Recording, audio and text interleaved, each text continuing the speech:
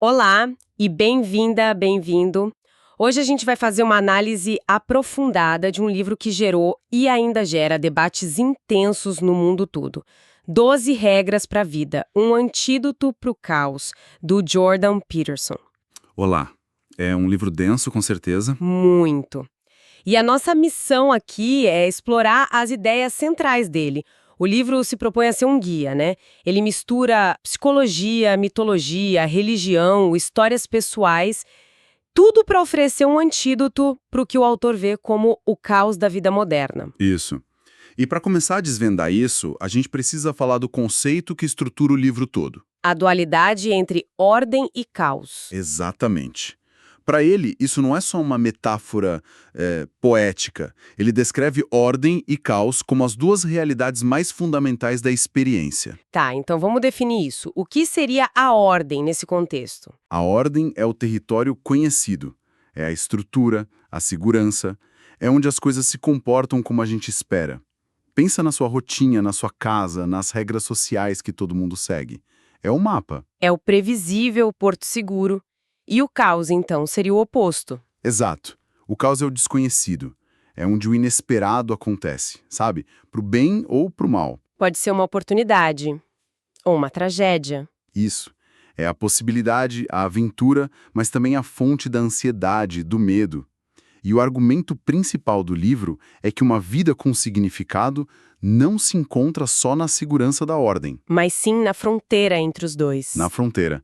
É nesse ponto de equilíbrio, de tensão, que o crescimento acontece de verdade. E é aqui que fica muito interessante, porque ele usa histórias super antigas, como a do Gênesis, para ilustrar isso, né? Sim, o Jardim do Éden é a ordem perfeita, a estrutura ideal. Mas dentro dele existe a serpente, que representa o caos. É o potencial para o desconhecido que pode levar tanto à queda quanto... Ao conhecimento. É uma ideia poderosa. Agora, falando em estruturas antigas, tem uma analogia no livro que chama muita atenção, talvez por parecer tão fora de lugar no começo. A das lagostas. Ah, sim. A das lagostas. O que o comportamento de um crustáceo tem a ver com a nossa vida, com hierarquias humanas? Parece estranho, né? Mas a conexão que ele faz é neuroquímica e é fascinante. Ele explica que as lagostas lutam por território há centenas de milhões de anos. As vencedoras ganham os melhores abrigos, mais chances de acasalar. E as perdedoras se afastam, imagino. Isso. Mas o mais incrível é o que acontece dentro delas. A lagosta vencedora tem um aumento de serotonina. A postura dela muda, ela fica mais confiante, mais expansiva. E a perdedora? A perdedora tem um aumento de octopamina e a postura dela se torna encolhida, submissa, ela fica mais reativa ao estresse. Peraí. Então você está dizendo que a nossa confiança e a postura de uma lagosta compartilham uma base química? É essa a conexão que o autor faz. Ele argumenta que a gente tem uma calculadora ancestral no cérebro que monitora o nosso status social o tempo todo. Uma calculadora de status? É. Quando a gente se sente no topo da nossa hierarquia, seja no trabalho, na vida social, o cérebro permite mais acesso à serotonina. A gente se sente mais confiante, menos reativo. E quando nos sentimos na base, acontece o contrário. Exato. O cérebro restringe a serotonina, nos deixando mais ansiosos. O corpo entra num modo de emergência constante, o que consome uma energia enorme. E é daí que vem a famosa regra 1, costas eretas, ombros para trás. Não é só um conselho postural, então. Não, é uma sugestão para adotar linguagem corporal da confiança, o que pode criar um ciclo de feedback positivo. Afeta a sua própria neuroquímica e a forma como os outros te percebem. É uma forma de confrontar o mundo voluntariamente. Isso também se liga a outro padrão que ele descreve, a lei de Price, ou o princípio de Mateus, né? A quem tem, mais será dado. Sim, a ideia de que uma pequena parte das pessoas acaba produzindo a maior parte dos resultados em qualquer campo criativo. E ele não vê isso como uma falha de um sistema específico, como o capitalismo, por exemplo. Não. Ele vê como um padrão quase universal, presente na natureza e na sociedade. Para ele, a hierarquia de dominância é mais antiga que as árvores. É um aspecto quase eterno do ambiente. Ok, e a partir dessa constatação, qual é a solução que ele propõe? Aí que entra o pilar da responsabilidade individual. Ele argumenta que a solução não é tentar eliminar as hierarquias, mas aprender a navegar nelas com responsabilidade. O que nos leva a outro ponto central do livro, a busca pela verdade e o propósito. Ele cita Nietzsche, né? Aquele cuja vida tem um porquê pode suportar quase todos os comos. Exatamente. A ideia é que, em vez de focar na felicidade, que é passageira, a gente deveria focar em encontrar um sentido, um propósito. É isso que nos sustenta, mesmo diante do sofrimento, que é inevitável.